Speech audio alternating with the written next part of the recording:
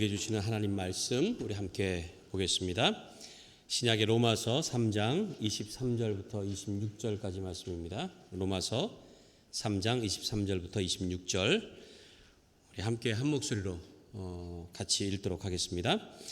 모든 사람이 죄를 범하였음에 하나님의 영광에 이르지 못하더니 그리스도 예수 안에 있는 속량으로 말미암아 하나님의 은혜로 값없이 의롭다 하심을 얻은 자 되었느니라. 이 예수를 하나님이 그의 피로써 믿음으로 말미암는 화목제물로 세우셨으니 이는 하나님께서 길이 참으시는 중에 전에 지은 죄를 간과하심으로 자기의 의로우심을 나타내려 하심이니 곧 이때에 자기의 의로우심을 나타내사 자기도 의로우시며 또한 예수 믿는 자를 의롭다 하려 하심이라. 아멘. 할렐루야. 우리 인사 나누고 말씀 듣도록 하겠습니다. 오직 예수 줄여서 오예 우리 인사하시죠. 오예. 오예. 오직 예수님밖에 없습니다. 나를 구원하실 분은 오직 예수 그리스도 한 분밖에 없는 줄로 믿습니다. 할렐루야. 우리 여기 보니까는 우리 이창복 장로님, 우리 안희훈 장로님은 그래도 몇 번 오시지만 이창복 장로님 1년 넘게 건강 때문에 그러시다가 오늘 이렇게 자리에 오셨습니다. 얼마나 반가운지 모르겠습니다. 참 감사합니다, 장로님. 감사합니다.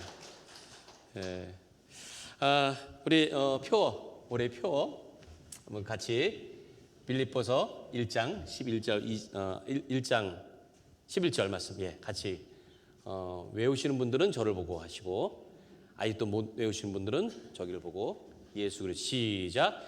예수 그리스도로 말미암아 의의 열매가 가득하여 하나님의 영광과 찬송이 되기를 원하노라. 아멘. 오늘은 한국의 그 명절인 설날입니다. 설날. 설날 하면 꼭 먹는 게 떡국이죠. 떡국인데 그 떡국을 먹는 의미가 복을 먹는다는 의미가 있다고 합니다. 그래서 오래전부터 우리 선조 때부터 떡국을 먹었는데요. 그게 왜 그러는가 하면은 떡 자체가 흰 떡이잖아요. 흰 가래떡. 그래서 희다고 하는 게 어떤 정결한 것을 의미하죠. 그래서 정결한 마음을 갖자, 청결함, 그것을 상징하고요.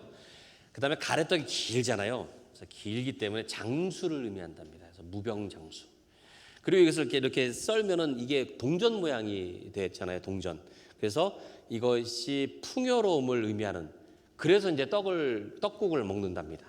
설날이면 떡국을 먹으면서 그런 그 복을 먹는다라는 그런 의미가 있습니다. 그러니까 그만큼 한 해를 시작하면서 청결한 마음, 그리고 무병장수, 또 풍요로움 이런 것들을 비는 그런 의미로 먹는 거겠죠.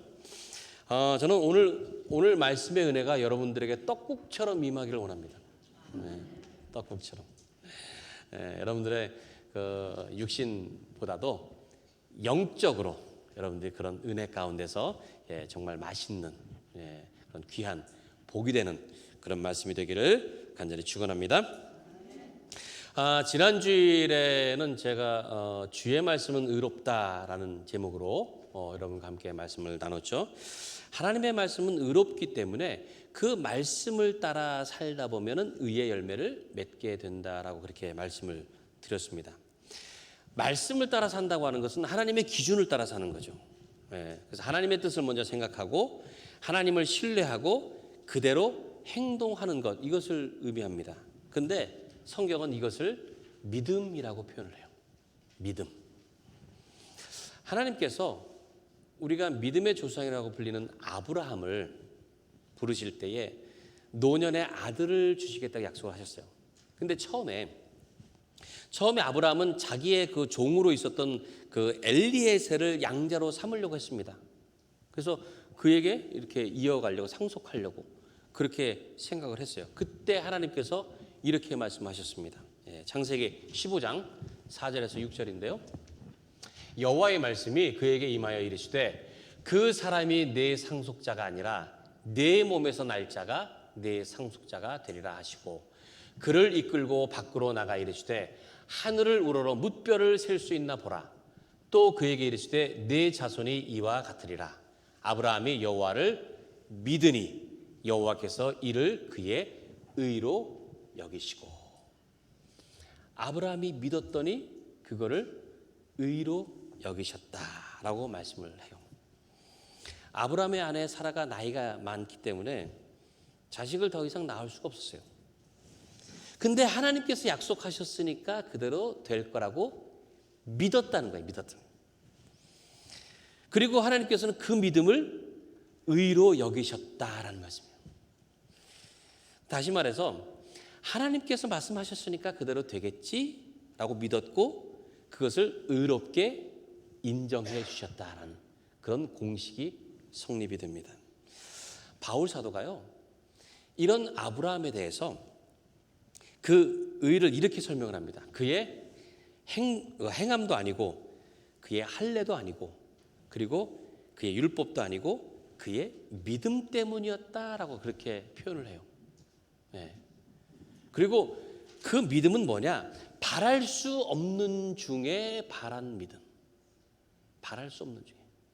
절대 이루어질 수 없는 그런 상황 가운데서도 이루어질 것을 믿은 그 믿음. 그것을 얘기를 하고 있습니다. 믿음이 사실 아무것도 아닌 것 같아요. 뭐 눈에 보이는 게 아니니까. 근데요, 믿음이 정말 중요합니다. 믿음이 정말 중요해요. 이 믿음 때문에 저와 여러분이 의롭게 되었다라는 거예요. 믿음 때문에. 로마서는요, 다른 그 바울의 서신들에 비해서 이 의롭다, 의로움 이런 단어가요 압도적으로 많이 나옵니다. 많이 나오고 그리고 의로움이라고 하는 그 단어와 함께 믿음이라고 하는 단어를 같이 사용하는 경우가 참 많아요. 오늘 본문에도 보면은 여러분들 느끼셨겠지만은 많이 나오잖아요. 의라고 하는 의로움이라는 단어가 5번 나옵니다. 그리고 믿음이라고 하는 단어가 믿는다는 게 2번 나와요. 오늘 본문 그 가운데서도. 그러니까 바울이 이 로마서를 통해서 전하는 복음, 그 복음 바로 이겁니다.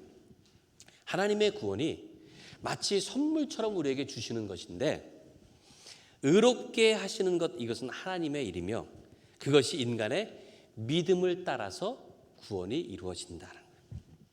믿음을 따라서. 자, 오늘 본문 한번 볼까요? 23절, 24절. 같이 한번 읽겠습니다. 시작. 모든 사람이 죄를 범하였음에 하나님의 영광에 이르지 못하더니 그리스도 예수 안에 있는 속량으로 말미암아 하나님의 은혜로 값없이 의롭다 하심을 얻은 자 되었느니라. 여기 보니까 모든 사람이 죄를 범하였음에 그랬습니다. 모든 사람이. 이 말은 저와 여러분은 원칙적으로 의로울 수 없는 대상이었다는 거예요. 원칙적으로. 의로울 수 절대 그럴 수가 없는. 태생이 그렇다는 거예요. 태생이.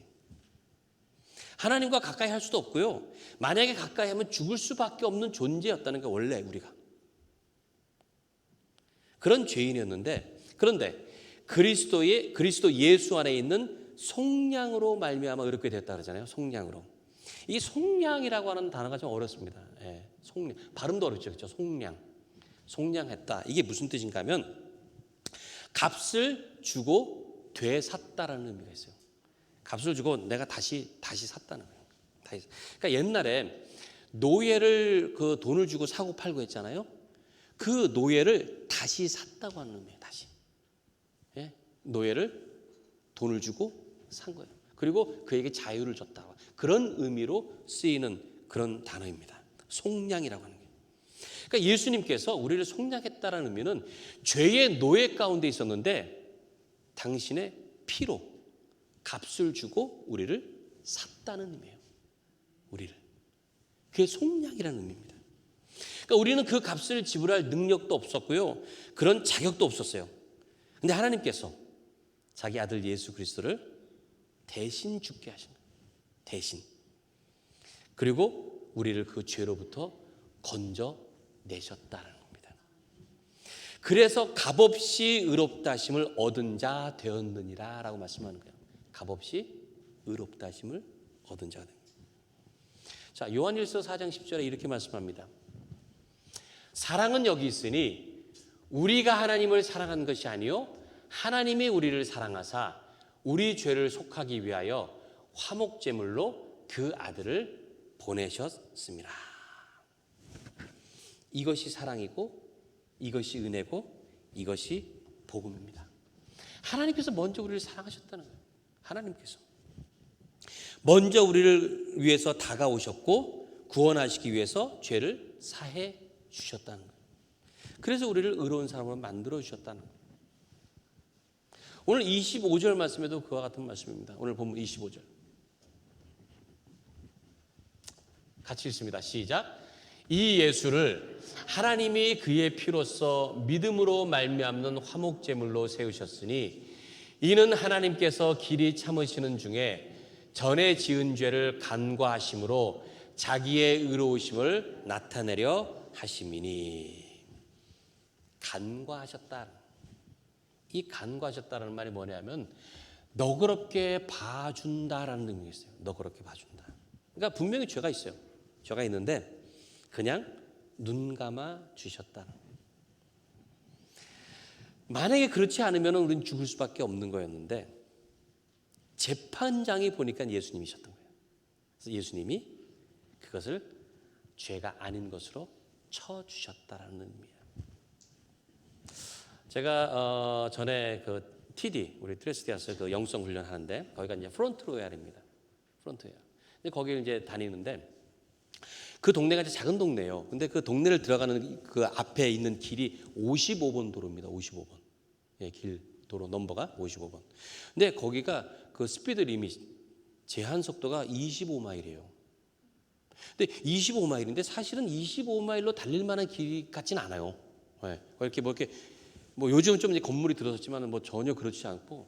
근데 25마일로 되어 있는데 거기가 55마일 도로 표지판에 딱 있으니까 착각하기가 쉬워요.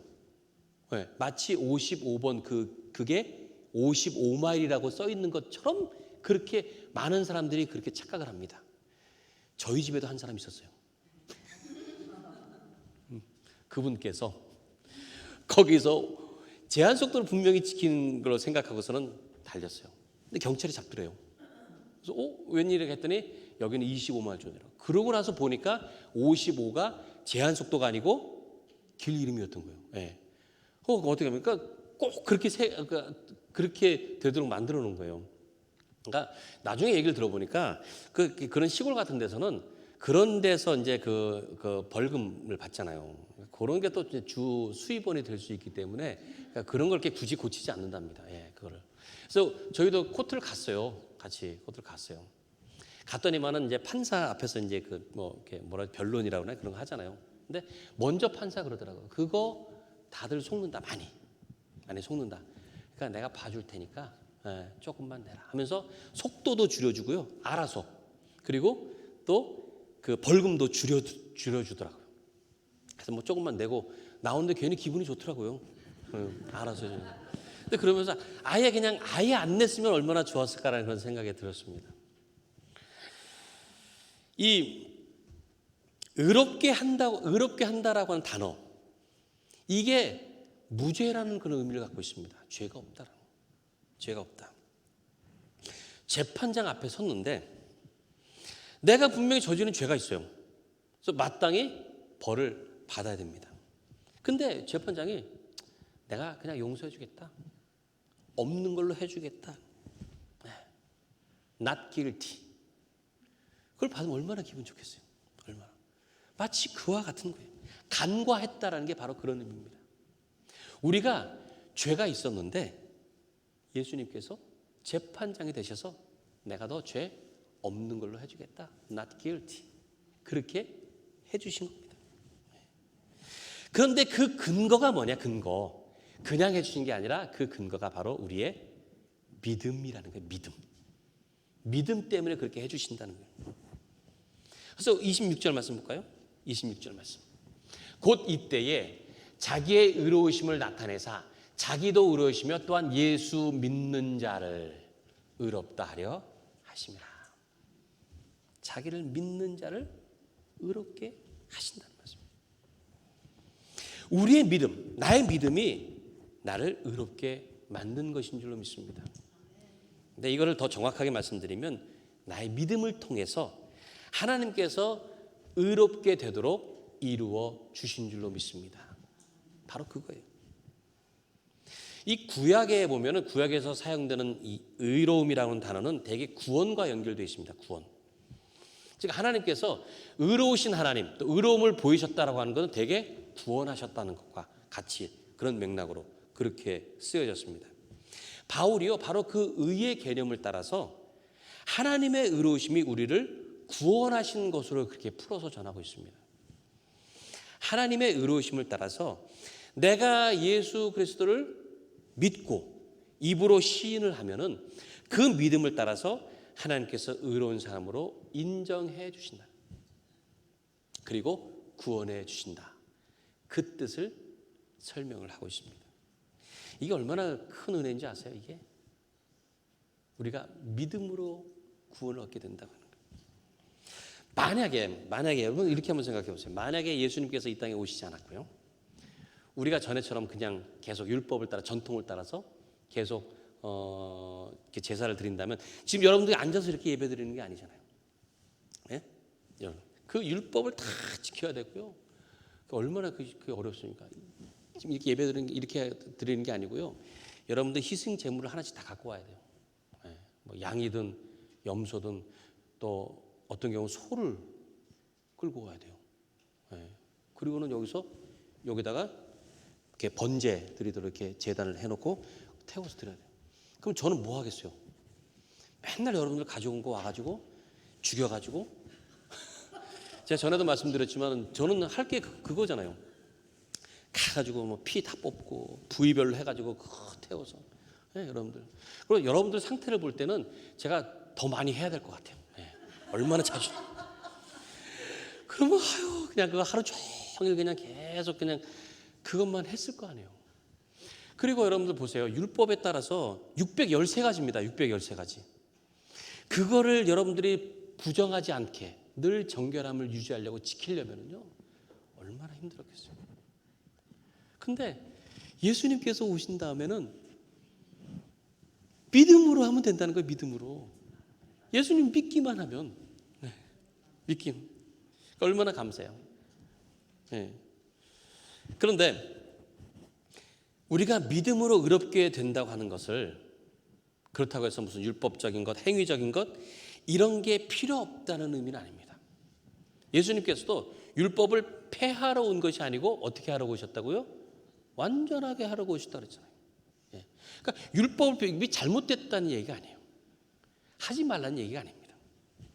무슨 말인가 하면 우리가 그냥 예수님 믿는다고 하니까 나는 뭐 그 다음에는 할 게 없지 뭐 특별하게 이런 게 아니라는 거예요. 네? 뭐 구원은 하나님께 있으니까 나는 뭐 노력할 것도 없고 애쓸 것도 없고 뭐 그냥 손 놓고 있으면은 그러면 구원된다 이런 의미가 절대 아니라는 거예요. 그만큼 하나님 앞에서 어찌 보면은 정말 값없이 받은 그 구원에 합당한 삶으로 살아가야 된다는 거예요. 나는 구원받은 자니까. 그러면은 거기에서 더 열심을 내고 더 최선을 다하고 수고해야 된다는 거예요. 그것이 하나님 앞에서 인정받는 믿음이 된다는 것입니다. 행함이 없는 믿음은 죽은 믿음이라고 했잖아요. 바로 그런 의미예요. 그냥 입으로만 또는 뭐 머리로만 또 뭐 말로만 뭐 마음 생각으로만 그런 믿음은 없다는 거예요. 어떻게 보면 나타나야 된다는 거예요. 우리 행위에서. 자, 그러면 그 믿음을 어떻게 인정받게 될까? 한번 저희 세상의 기준으로 한번 보겠습니다. 세상의 기준으로. 우리가 지금 이렇게 예배드리고 그리고 뭐 성경 보고 또 뭐 기도하고 헌금하고 또 뭐 봉사하고 전도하고 이런 모든 그런 것들 있잖아요. 뭐 소위 말하는 뭐 종교 행위라고 해야 되나요? 그런 것들을 세상의 기준으로 볼 때 안 한다고 해서 여러분들 지금 당장 안 한다고 해서 사는데 지장 없습니다. 뭐 별로 문제될 게 없어요. 그런데 이것을 믿음의 기준으로 보고 하나님과의 관계의 그런 관점에서 볼 때에는 그게 완전히 달라진다는 거예요. 과연 그럼 그런 행위들 말고 제가 방금 말씀드렸던 그런 거 말고 어떤 것으로 우리의 믿음을 증거할 수 있겠느냐는 거예요. 어떤 것으로. 그런 거 하나도 안 하고 무엇으로 우리가 하나님 앞에 증거를 보이겠느냐는 거예요.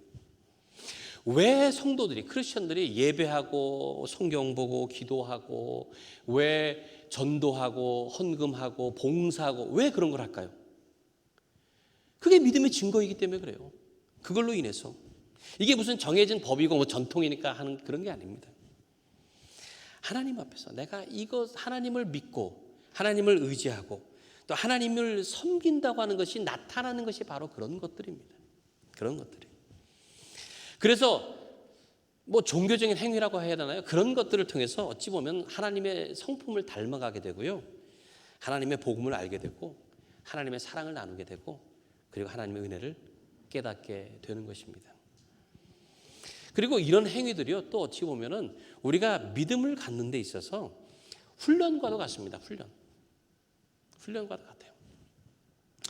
여러분들 그 육상 경기를 하는 걸 이렇게 보다 보면은 저는 이제 그걸 보면서 100m 달리기 경주가 있잖아요. 100m. 저는 그게 제일 쉬운 것 같아요. 볼 때는. 그렇죠? 왜? 10초 만에 끝나잖아요. 10초도 안 돼서. 탁 하면 10초면 다 끝나는 거예요. 그걸로 끝. 근데 반면에 마라톤 같은 경우는 어때요? 마라톤은 2시간이에요. 2시간. 예, 그거는 처음에 보다가 밥 먹고 와서 봐도 계속 뛰고 있어요. 계속 뛰는 거예요. 2시간을. 그게 보니까요, 우리가 설설 뛰는 게 아니더라고요. 그게 뭐 100m를 한 17초? 16초? 그런 속도로 돼요. 우리는 열심히 100m 뛰어도 17초 만에 못 뛰는 분도 있을 거예요. 근데 그 속도로 해가지고 2시간을 뛰는 거예요. 2시간. 그걸 보면은 그냥 100m 선수가 쉬운 것 같아요. 뭐 10초도 안 되는 거 한번 뛰면 끝이니까. 근데 그 10초를 뛰기 위해서 훈련도 10초만 하면 되나요? 그 사람들이 그렇게만 했을까요? 아니에요. 마라톤을 뛰는 선수나 100m를 뛰는 선수나 훈련은 어찌 보면 똑같습니다. 그러니까 우리가 믿음이라는 것도 그래요. 눈에 보일 때는 저 사람 참 쉬운 것 같아요. 지금 그렇지 않다는 거예요. 믿음이 눈으로 볼 때는 쉬운 것 같지만 결코 쉽지 않다는 거예요.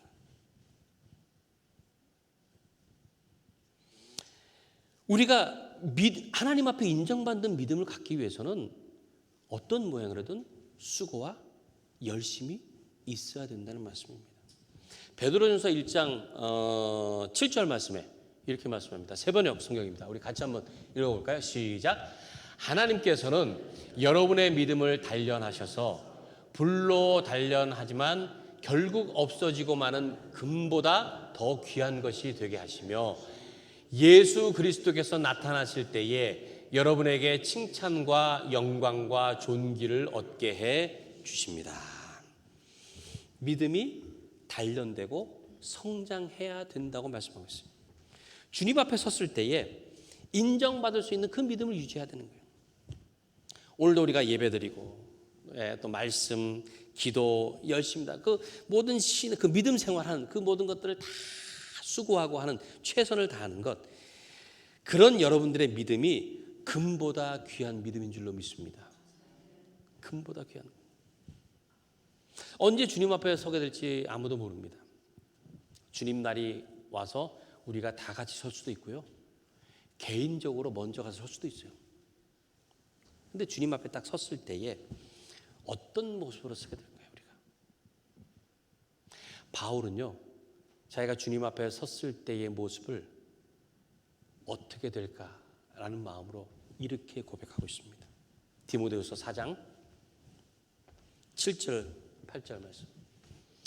우리 이 말씀을 여러분들이 한번 고백한다는 마음을 가지고 같이 한번 읽어볼까요? 시작. 나는 선한 싸움을 싸웠고 내가 달려가야 할 길도 끝냈으며 믿음도 지켰습니다. 이제 내게는 영광의 면류관을 받는 일만 남았습니다. 그 면류관은 하나님과 함께하며 의롭게 살았다는 표시로 주시는 상입니다. 주님이 바로 정의의 재판관이시기 때문에 마지막 그날에 주님은 내게 면류관을 주실 것입니다. 또한 나뿐만 아니라 주님이 다시 오시기를 기다리는 모든 사람에게도 주실 것입니다. 선한 싸움, 그것도 중요하고 내 갈 길을 다 마치는 것도 중요한데 더 중요한 것은 믿음을 끝까지 지키는 겁니다. 마치 경기를 마치면은 그 선수가 상을 받는 것처럼 우리가 영광의 면류관을 다 받아야 되잖아요. 영광의 면류관. 이 면류관은 방금 이 말씀처럼 하나님과 의롭게 살았다고 하는 증거라고 했어요. 의롭게 살았기 때문에 주시는 거예요. 이것이 바로 의의 열매입니다. 저와 여러분에게 이런 귀한 믿음이 있다는 것이 얼마나 감사한지 모르겠어요. 이런 믿음. 나를 의롭게 인정해 주실 그 믿음이 있다는 것 때문에 우리는 두렵지 않습니다. 그리고 그 믿음 때문에 구원에 합당하게 살려고 더 성실하게, 더 열심히 살아가는 것인 줄로 믿습니다. 하나님께서 인정하시는 그 귀한 믿음, 그걸 끝까지 잘 지킴으로 영광의 면류관을 받을 일만 남은 여러분들 모두가 되시기를 주님의 이름으로 간절히 축원합니다. 우리 이 시간 함께 찬양하고 기도하도록 하겠습니다.